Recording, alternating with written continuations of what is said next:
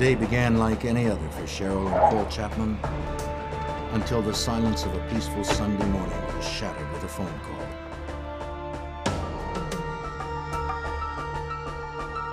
Cheryl's sister Nancy had not shown up for work, and several attempts to reach her by phone were unsuccessful. The Chapmans, sensing something must be wrong, Nancy? rushed to her apartment.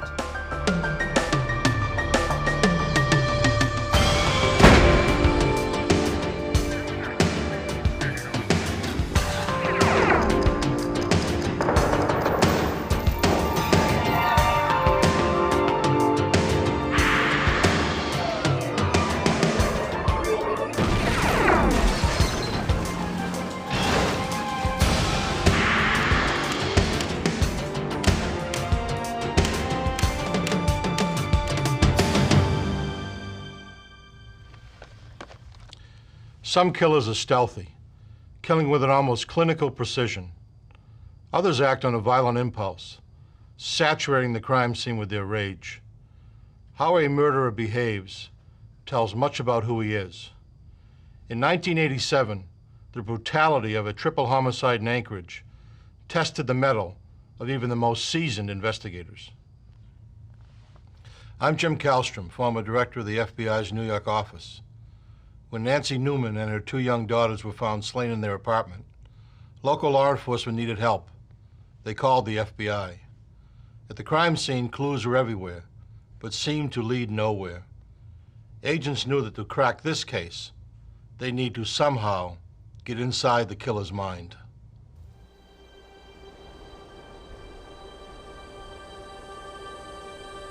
Alaska sits on the edge of the wilderness, seemingly isolated from the rest of the world and its troubles. Its inhabitants are united by the beauty of the landscape and a mutual respect for the self-reliant nature of the community. On the rocky coast of northern France, where the Atlantic Ocean crashes ashore, the villagers of Karnak wake up each day to a little. It was shortly before 8 a.m. on a Sunday, March 15th, 1987. Cheryl and Paul Chapman were awakened by a phone call. No. Cheryl's sister, Nancy Newman, was hours late for the breakfast shift at the restaurant where she worked. Nancy's shift manager told Cheryl that Nancy's car was in the restaurant parking lot, but Nancy was nowhere in sight. Maybe the Chapmans should check on her.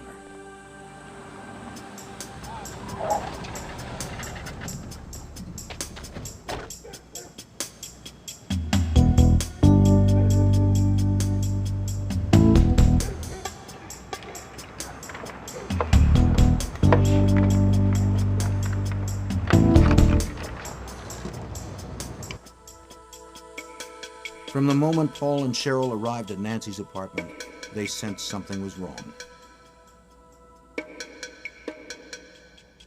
There was no sign of Nancy. Her two daughters, 8-year-old Melissa and 3-year-old Angie, were nowhere in sight.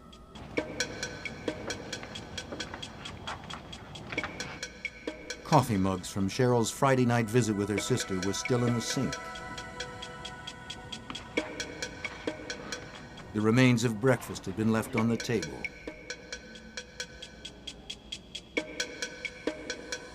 The tin where Nancy kept her tip money sat empty.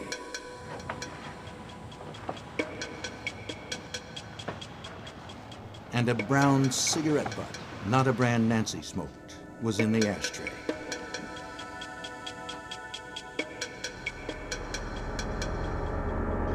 Nancy? Nancy? In Nancy's bedroom, Paul made a gruesome discovery. He found Nancy lying beaten and lifeless on her bed. Paul rushed to the other bedrooms to find Nancy's two girls. To his horror, he found Melissa and Angie brutally murdered.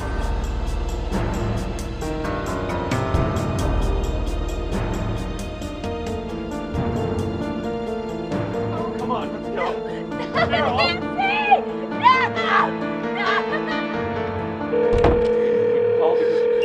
Emergency? Yes, ready to get the police, please. What's the problem there? It's been a homicide. We've been a homicide? Our sister-in-law didn't show up from work. They called us at our house, but no one had seen her. We came over to find her. We're at 4310. And it's terrible. Just send somebody to see me. We've got someone on right now.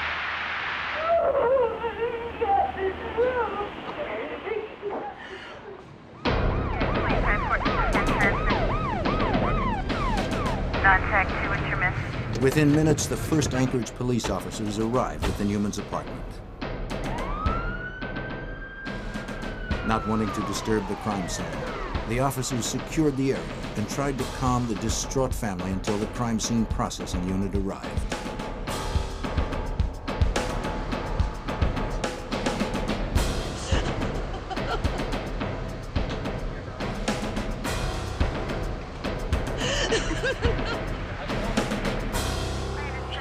What police found was horrific. Nancy and Melissa Newman appeared to have been beaten and strangled. Little Angie Newman's throat was cut so deeply she was almost decapitated. Nice. Rigger? Not yet. Is it set? Anchorage police officer Bill Gifford was at the scene. Well, the impact of a case like this is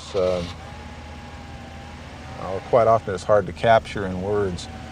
We're pretty used to working homicide cases and serious assault cases, and overall I think a community becomes, if not callous, somewhat accustomed to these kind of things happening, just a typical murder. Something of this magnitude, however, people are never prepared for. The murders were so gruesome that even experienced police officers were shaken. It is shocking for the public, and it takes a toll on the investigators and the officers working the case as well, because you're just not used to seeing, as I mentioned, things of this magnitude. Nancy Newman's body was lying on her bed, her nightgown hiked up around her chest. There were abrasions on her nose, chin, and forehead, and a knee seemed to be injured. Bloodstains were at the foot of the bed. A pair of olive green gloves were on top of the dresser. Good idea of a cover. Yeah, do a scrape so they can get some.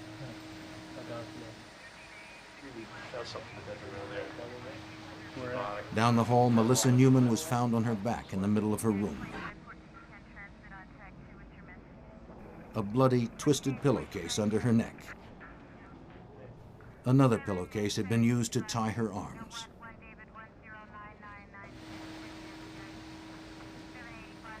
Three-year-old Angie Newman lay on her bedroom floor in a pool of blood, surrounded by her favorite books. Couple shots of the face. There's the bed where all the blood is. Everybody's ready? Here it is. Bloodstain pattern analysis often yields clues. The positions of the victims and killer. The movements of the victims. And the number of blows struck can be reconstructed by an experienced examiner. In this particular case, it assisted us in establishing a sequence of events. Stains found on Nancy Newman's bed suggested that she and Melissa had been forced down the hall to her mother's room, where they were assaulted. And stains on the hallway carpeting indicated that Melissa was then returned to her room and killed there.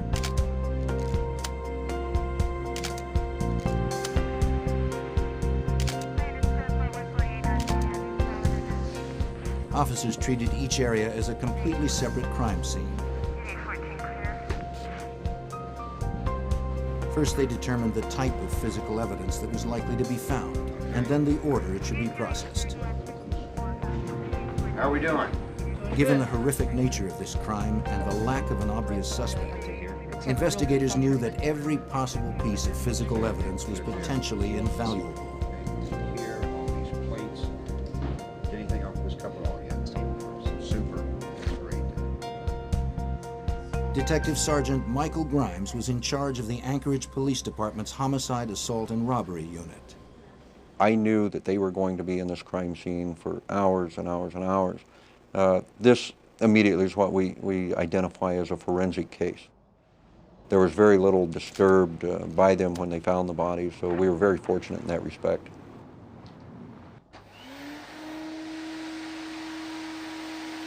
Investigators frequently find evidence in common household dirt. Sometimes hair and fibers buried in carpeting can be traced to a suspect.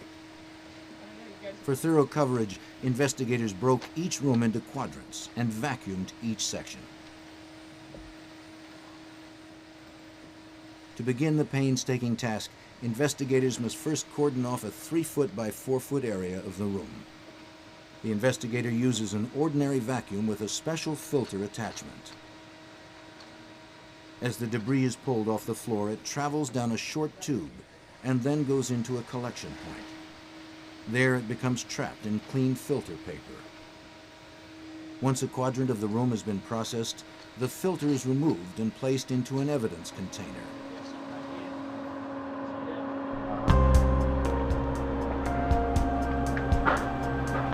Many minute hairs and fibers are missed by crime scene vacuumings.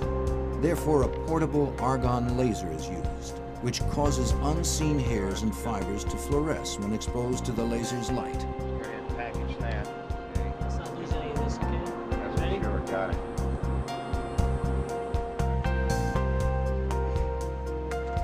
A technique called luminol processing was also used to look for traces of blood.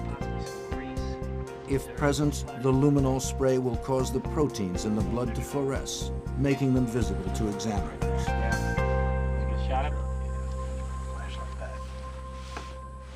We were processing the scene and looking for invisible traces or invisible blood patterns. We found a luminescent impression that we were able to photograph. We also knew we had a knife missing out of the kitchen. We took one of those knives out of the knife set, and we found that matched in width and length to that of the luminol impression that we had.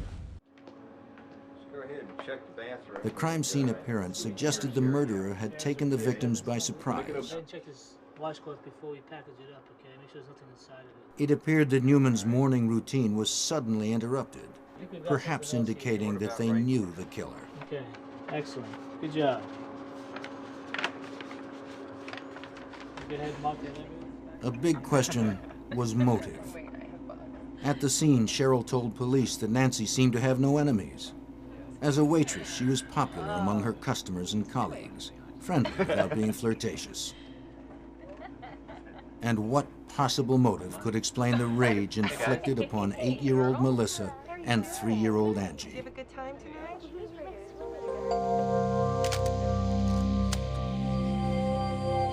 Burglary was unlikely. It was obvious to investigators that the apartment had not been ransacked or otherwise disturbed. Investigators struggled to find a solid lead.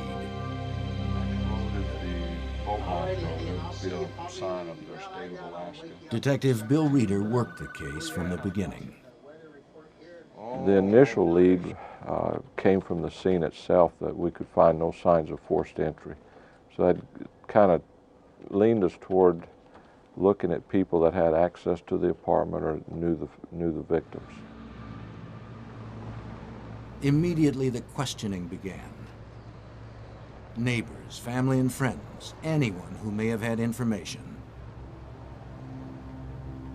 What we were looking at was to find someone that had seen anything unusual, any strangers in the area, had heard anything unusual, had seen someone carrying things away, anything at all that would help us focus on someone or somebody.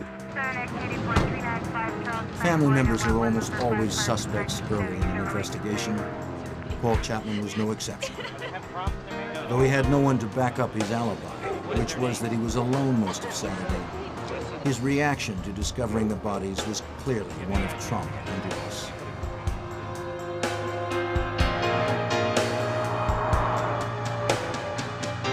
Investigators spoke with everyone close to the family and learned that Nancy Newman was happily married to John Newman, the father of their 2 girls.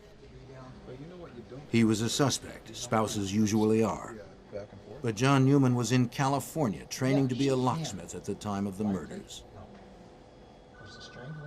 Another way to eliminate a suspect is to watch and continue to talk to him. John never gave us any indication other than he wanted this case solved. He was extremely distraught, gave all the signs that anybody would give under the circumstances. Because the Newmans lived in a multi-unit apartment complex, Detective Grimes knew that interviewing neighbors in the immediate area would be a daunting task. There was an apartment in a multi-unit apartment house, which was in a particular area of town that was surrounded by large multi-unit apartment houses, and we were looking at literally hundreds of dwellings in that area. The close-knit community of Anchorage was shocked by the brutality of the murders. Police investigators, having no experience with crimes this shocking, were asking the most frightening of all possible questions. Was a serial killer a possibility? Police felt pressured to work quickly. What kind of person would do this kind of crime? Was there significance in the way the people were murdered that could give us some kind of leads as to who we were looking for, or at least what type of person? And so immediately, I'd say within the first day or so, we were getting some help from the FBI. Investigators quickly realized they needed help in determining the type of individual responsible for the murders. They turned to the FBI's Behavioral Science Unit in Quantico, Virginia. Special Agent Judd Ray received the call. As a profiler in the unit, Ray's job was to assist investigators in hunting down America's worst killers. To do that, Ray had to understand the workings of a killer's mind. We were looking at deeds and acts of individuals after it happened and trying to predict the kind of personality, if you will, a composite view of what kind of human being could have done it. Through detailed evaluations of crime scene photos and police reports, Ray provided investigators with a psychological portrait of the killer. This is a disorganized crime scene. I mean, you know, low self-esteem, all the kinds of things that you would say about this kind of person. You know, that society has rejected him through the years, and now it's his time to reject society. Ray told the Anchorage detectives that they possibly faced a repeat performance. This particular incident alarmed him so much, particularly with 3 victims at one time, 2 being children, that his opinion also, he said that we need to get something working on this right away, because it appears that this person's out of control, and there's the potential that he's going to be doing it again in the very near future. From the autopsy reports, investigators learned that Nancy and 8-year-old Melissa Newman had been sexually assaulted. Based on this information and characteristics of the crime, Ray concluded that this violent offender would have a history of sexual assault. He would be a white male in his early to mid-20s, an underachiever. Following Ray's conclusions, investigators began to narrow the range of possible suspects. Among them was a young man who had recently moved in a few doors down from the Newmans. Police also questioned Kirby Anthony, the 23-year-old nephew of John Newman. Anthony had an alibi into the morning hours of Saturday, March 14th, but the neighbor did not. There was tremendous rage that was inflicted on the almost decapitated the young 3-year-old. Suggested that to me that there's nothing in my mind that I had came across that would have been sufficient on its face to justify this kind of rage by a stranger. Ray's insistence that the killer was known to the victims led investigators to shift focus away from the man who lived nearby. Neighbors and friends of the Newmans confirmed the young man's claim that he had never met Nancy Newman or her children. Because I had talked about familiarity, somebody that's close to the family, somebody that knows her, that had some sort of relationship with her, perhaps even been rejected by her. They said, well, as a matter of fact, there's a nephew that comes to mind. As investigators continued questioning possible suspects, the volume of evidence that had been collected from the crime scene was taxing the limits of Alaska's state crime lab. Once again, Anchorage police turned to the FBI. The evidence was sent to the FBI's crime lab in Washington, D.C.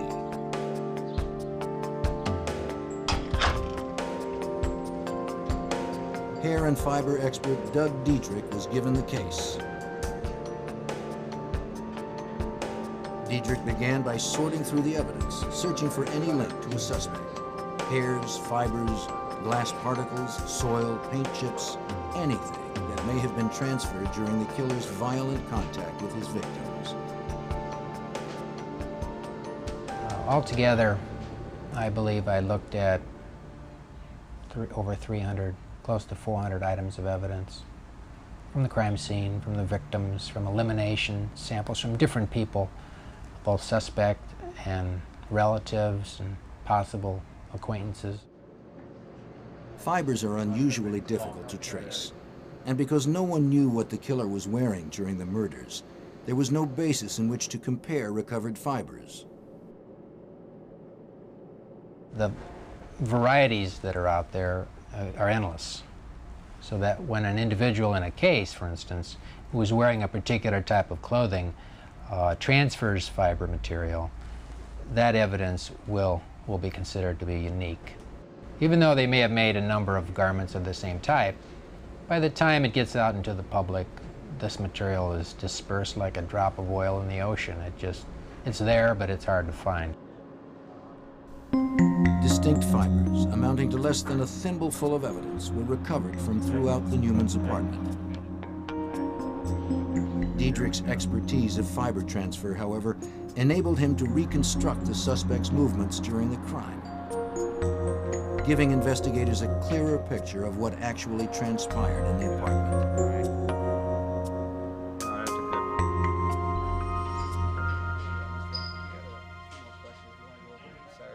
As Diedrich's analysis progressed, Anchorage police asked Kirby Anthony to come to the police department to give more detailed statements. They began to learn more of his story. And Rose? Anthony and his girlfriend had moved from Twin Falls, Idaho to Anchorage 18 months earlier. Both had stayed at the Newmans for a while, but were asked to leave about the time they found jobs on a fishing boat.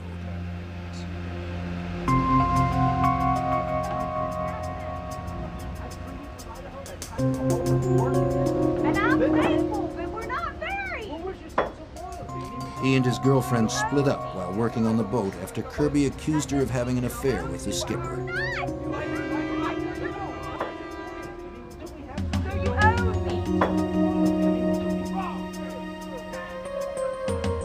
His mates described him as irrational and unstable after the breakup. He clashed with the skipper and was fired.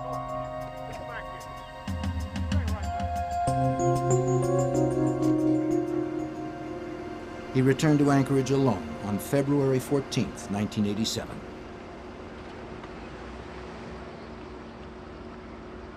Having nowhere else to go, Anthony took a taxi from the airport straight to the Newmans.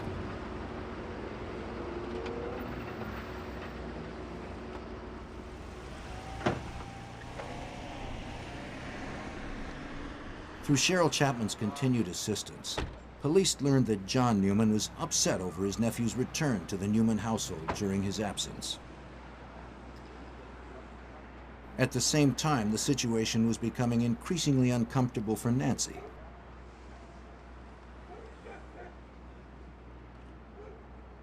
After a few weeks, she asked Anthony to leave. He moved in with an acquaintance, Dan Grant. As the investigation began to focus on Kirby Anthony, Sergeant Grimes recalled his first encounter with him. The day of the murders, Detective Grimes took on the task of notifying Anthony about the deaths. I told him that we had some bad news for him, that his aunt and her two little girls had been found dead just earlier that morning. As I recall, Kirby grabbed his hair and started wailing and moaning, but it was all dry-eyed. There was no tears. Anthony's demeanor did not fit that of a grieving family member. But Grimes knew that Anthony's odd behavior would never justify an arrest. Well, I know I was. The autopsy report, however, made investigators more suspicious. Autopsy results helped pinpoint the murders between 7 a.m. and noon on Saturday, March 14th. What we're able to demonstrate is that the murders happened early in the morning, after the victims had gotten up in the morning. One of the victims had had a bowl of cereal. The other was in the process of eating some cereal. The mother was in the process of having a cup of coffee. Establishing the time of the deaths made Anthony's alibi irrelevant, which was that he was at an all-night party until early that Saturday morning. He admitted that he drank, smoked some marijuana, and did cocaine. Hey man, wake up. Get up, man. He said he returned to the house he shared with Dan Grant at about 7 a.m., then left again at about 8:45 a.m. Meanwhile, FBI agent Diedrich's investigation into fiber and hair evidence was growing more complicated. One of the items that had come in consisted of vacuum sweepings. At least there were several vacuum sweepings from different rooms. Those items have to be processed and hairs have to be prepared from that. What was, I think, probably the most difficult aspect of this case for me was in trying to account for every hair that was found in that residence. And that's something that's not usually done, and seen as there are often too many hairs to deal with. But in this case, it was a monumental task to do that. Each hair displays its own peculiar characteristics under a microscope, making it possible to trace its likely origin. The fact that hairs will differ from person to person is very evident when you magnify these characteristics upwards of 250, 400 times. To examine the fibers and hairs collected at the scene, Diedrich used two high-powered comparison microscopes connected by an optical bridge, one for known material and the other for material yet to be identified.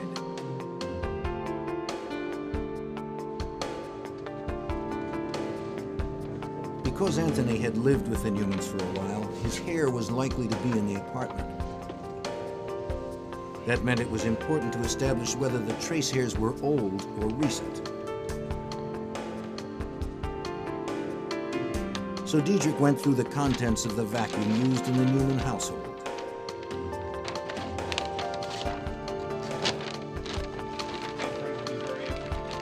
Because of the vast quantities of hairs and other items that were found in the bag, I had to look at the vacuum bag from a layer standpoint. That is, what was the most recently deposited or recently vacuumed material.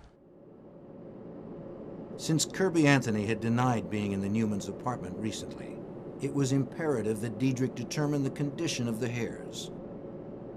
The condition of the surface of hairs, the condition of the ends, the roots, will often indicate how long a hair may have been in a particular environment. Working his way through the layers of the Newmans' vacuum bag, Diedrich found some of the same types of hairs that did not appear to belong to any of the Newmans. These hairs had been recently deposited. In addition to the vacuum sweepings, unidentified pubic hairs were also found on the victims and inside their bedrooms. To determine the significance of these findings, Diedrich now wanted to know how hairs usually are transferred from one room to another. So he conducted his own experiment. It was a question as to how likely would it be to find somebody's hairs, say pubic hairs, in different areas of a home. So I designed a little experiment where I took a vacuum home, crime scene vacuum, to my house and vacuumed 4 bedrooms over a 2-week period, same time every day, just to see what types of hairs might be found. I was focusing mainly on pubic hairs. Diedrich preserved the material from every sweeping. He then compared the hairs from those sweepings with known hairs from himself. Diedrich was able to conclude that the hairs did migrate from room to room, mostly by sticking to socks or other clothing. The hairs deposited at the beginning of the experiment were deeper in the vacuum debris and therefore more damaged. The more recently deposited ones were not.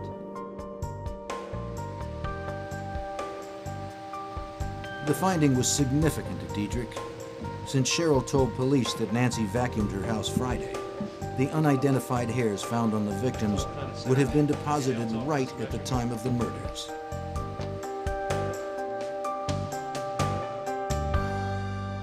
Under microscopic scrutiny, an important piece of evidence was revealed.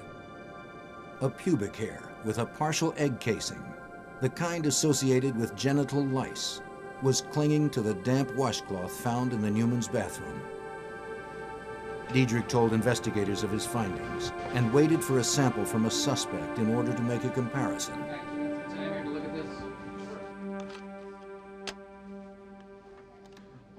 There were at least a half a dozen individuals who were considered prime suspects. Investigators received lists from the State Corrections Department of people recently released who had a history of sex crimes or violence. Some of them were living in the area close to the Newmans. To eliminate these individuals as suspects, each one was extensively questioned and all of their alibis were checked out.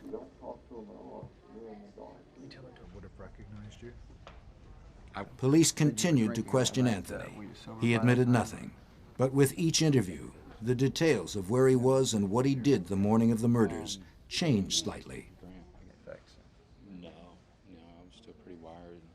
That was kind of an indicator of what we were going to be dealing with Kirby from the get-go, was these little lies that weren't necessary but were thrown out to us. Unaware of Diedrich's hair analysis, Anthony was asked by investigators to submit hair and blood samples. Wanting to appear cooperative, he voluntarily submitted the samples. They were rushed to Diedrich for comparison. The next day, Diedrich notified investigators that Anthony had pubic lice. Well, that was probably the most significant breakthrough. At that point, we could start focusing on Kirby as the suspect. When confronted with the evidence of the hair and egg casing on the washcloth, Anthony admitted that he did have lice. He said he had showered at the Newmans a week before the murders so as not to spread the pubic lice at Dan Grant's house. For Judd Ray, the dirty washcloth left at the crime scene told much about the suspect. The killer had cleaned himself at the murder scene. Why take the risk? Why not go home? It was obvious to me that he had to go somewhere where he couldn't go there all bloody, which sort of got into this guy's not a loner living alone somewhere. Ray's behavioral profile also predicted the killer would have been associated with a previous sexual assault. This prediction prompted investigators to look deeper into Kirby's past. They learned that Kirby Anthony had been the central suspect in an Idaho case that remains open to this day. The victim, a 12-year-old girl, suffered brain damage in the attack and was unable to testify. He had just previous to coming to Alaska, been the focus of police attention down there. They had some type of outdoor picnic outing, and There was a 12-year-old that was found in the woods. She had been strangled, unconscious, near death, and she had been sexually assaulted. Their investigation pointed right at Kirby Anthony. Ray also predicted the killer would want to appear cooperative with police. They told us that the suspect would interject himself into the investigation. He would call to find out what the evidence was showing, and Kirby started doing that. What investigators did not share with Anthony was that Diedrich's other hair comparisons were also pointing to Anthony. The pubic hair found on the washcloth was only one of many positive associations Diedrich was able to make between hairs found at the crime scene and those submitted by Anthony. And in this case, a number of pubic hairs that were like Kirby Anthony's were found in the rooms, both the victims' rooms, the two girls, and as well as a couple of them that were similar to his on the bed of the mother. A hair from Anthony's head also was found on the top sheet of Nancy Newman's bed. Facial hairs that matched Anthony's beard were found on all of the victims and in their rooms.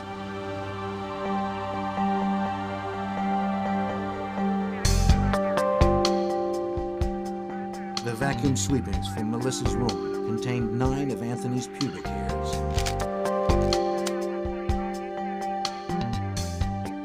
The sweepings from Angie's room included 2 pubic hairs, one with blood and one with lice casings.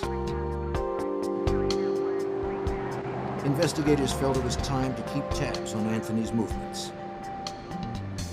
Through surveillance, investigators learned of Anthony's hangouts and discreetly followed him around town. They hoped that Anthony would reveal something to his friends that would further implicate him in the murders.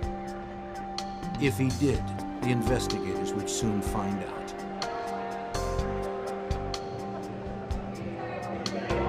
The effort paid off. One of Anthony's acquaintances told investigators that he was writing poetry on napkins and passing the poems around the table. He told one of the women that Nancy Newman had been forced to watch part of the assault. It was my aunt, 2 nieces. Investigators also learned that at one point after the murders, Anthony called his ex-girlfriend's mother in Idaho to tell her about the crime. Angie Newman had been stabbed, he said, and Nancy and Melissa sexually assaulted. In both instances, the call to Idaho and the scene at the bar, Anthony could not yet have known about the details he described. You must have read a different article. The information had not been released by police to the press, nor had investigators mentioned it to Anthony during questioning. Pretty sick. I don't remember those details. You did?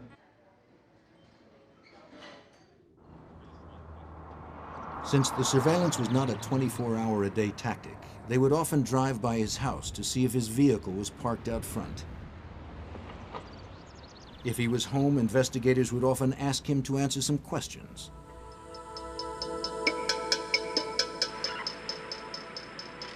The circumstantial evidence against Anthony was mounting. During a visit to his residence, investigators noticed a manually operated camera belonging to John Newman that had been reported missing after the murders. He told detectives that the Newmans lent it to him, but when asked later to demonstrate how it worked, he seemed to have no idea how to operate it.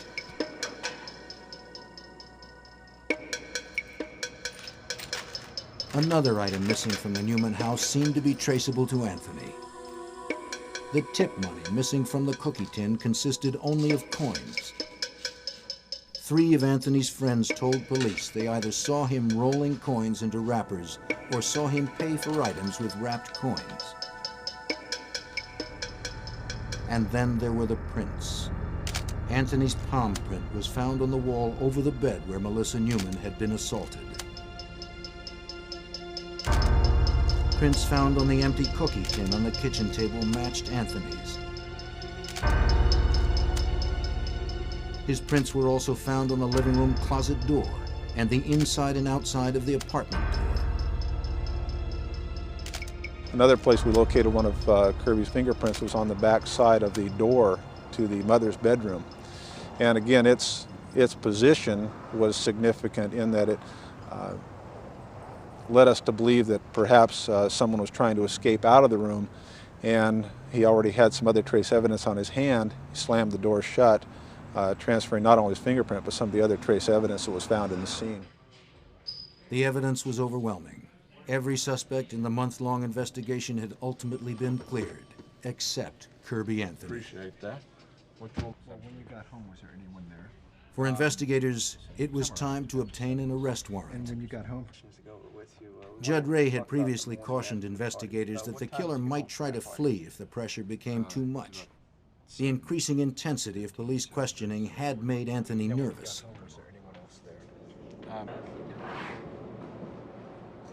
Judd Ray was right again. Anthony confided to his roommate, Dan Grant, that he was leaving town.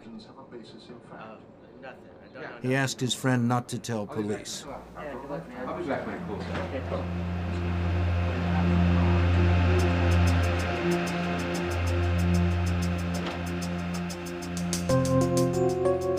Grant was afraid to contact Anchorage police because of Anthony's notorious temper. Second precinct task. Nonetheless, he did finally call them 7 hours later. Okay. Anthony was heading to the Canadian border, an 8-hour drive away, and he had a 7-hour head start.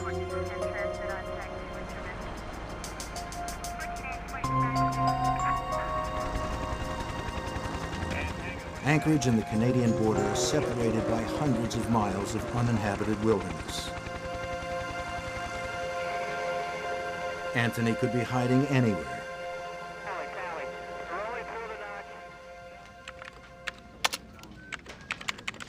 Anchorage police quickly contacted U.S. Customs at the Alaska-Canada border. They described Anthony and his vehicle and told the custom official that Anthony was a suspect in a triple homicide. They were hoping he was on his way.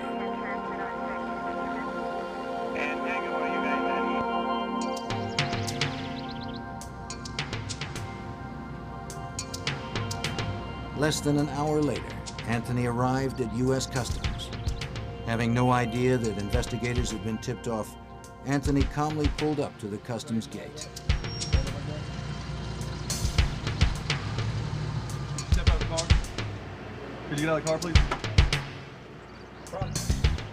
He was detained and questioned until Alaska state troopers arrived. He was arrested for driving on a suspended license and returned to Anchorage. Thanks a lot for the hospitality there. As he was turned over to the Anchorage police, he was read his rights and charged. 3 counts first-degree murder, 2 counts sexual assault, and 1 count kidnapping. Under Alaska law, kidnapping can be charged if a victim is restrained during an assault. Melissa Newman had been tied up during the attack. He jumps up and screaming, "What is this kidnapping stuff?" Which struck us as odd because here he was charged with 3 counts of murder and 2 counts of sexual assault, and he's screaming about the kidnapping charge. By this time, the forensic evidence was complete enough that police believed they could reconstruct how Angie, Melissa, and Nancy were brutally murdered.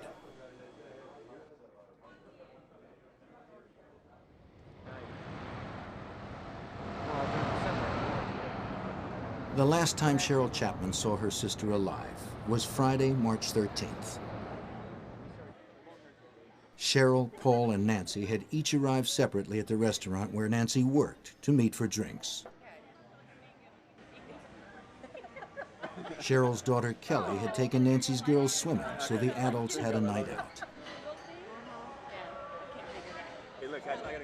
Paul Chapman had to leave the restaurant early to pick up his son, but planned to meet them later at Nancy's apartment.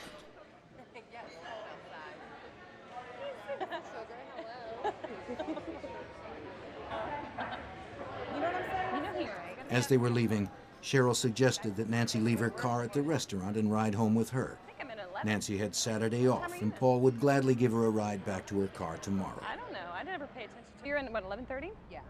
What time you come in? 11. 11? Yeah. Okay, well, I'm going to go ahead.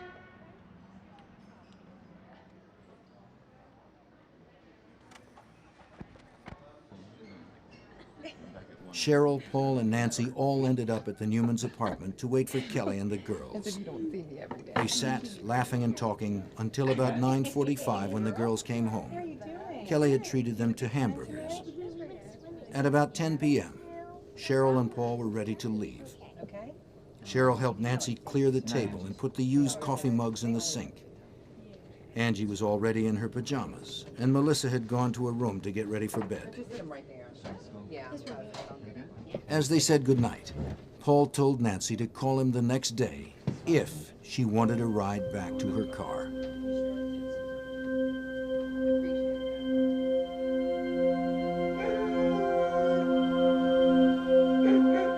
Sometime between 7 a.m. and noon on Saturday, March 14th, Kirby Anthony arrived at the Newmans' apartment.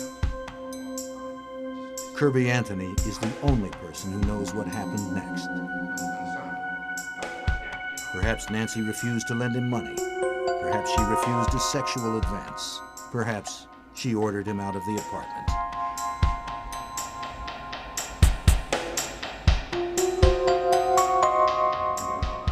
In any case, his anger boiled over.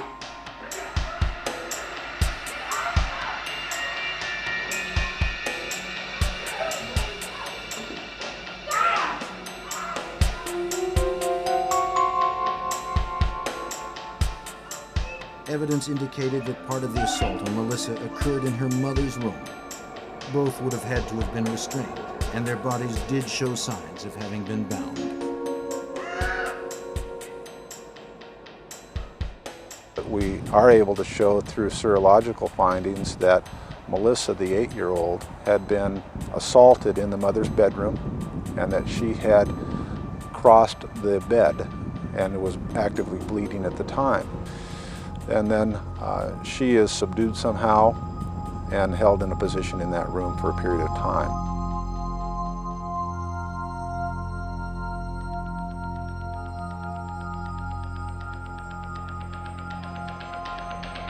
Melissa Newman probably witnessed the rape and murder of her mother. She then was taken back to her bedroom where she was assaulted again and killed.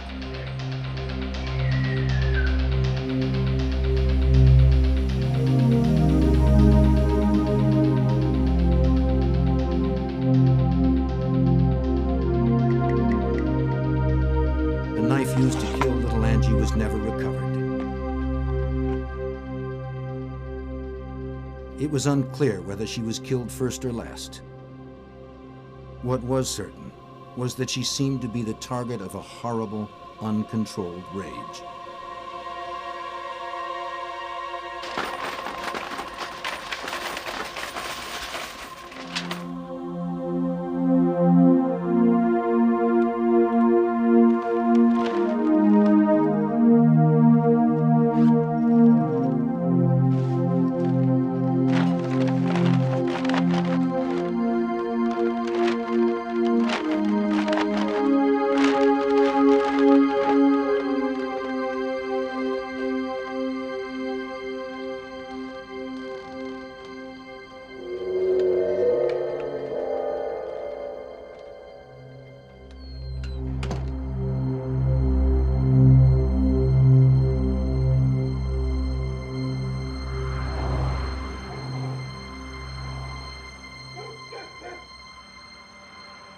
Nancy Newman did not call Paul Chapman the next day for a ride to her car, nor did she answer the phone when her sister tried to reach her repeatedly.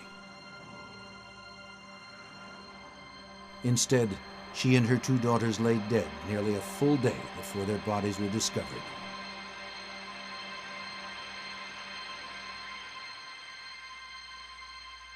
The particular grudge against Angie may have grown out of the few times that Anthony babysat the girls. Reportedly, he had called her a tyrant. But for those close to the victims, and for investigators working the case, nothing could explain Kirby Anthony's savagery. I don't really think that you could isolate any one thing that would cause a man to fly into the homicidal rage like Kirby Anthony did.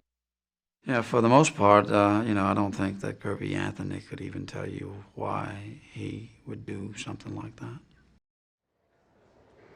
A grieving John Newman sat in stony silence throughout his nephew's trial. After 8 weeks of testimony, the jury reached a verdict on June 3, 1988.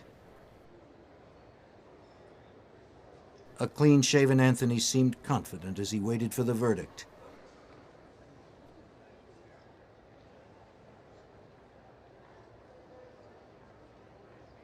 As each guilty verdict was read, Anthony's composure disintegrated until finally it shattered completely. He was sentenced to 357 years for his crimes.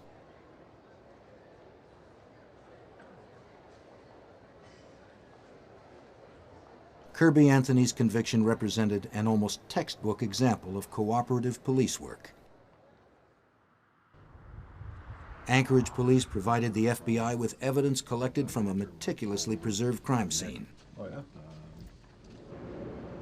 Doug Diedrich carefully analyzed the hairs and fibers and anticipated Kirby Anthony's excuses, conducting his own home experiment to refute them. Judd Ray helped police stay several steps ahead of Anthony's thoughts and actions. And for the first time, testimony of an FBI profiler was accepted in court. It was a good case to test the waters in terms of whether or not this was going to be accepted in our judicial system. And for that, the implications are probably far-reaching because it opened the door.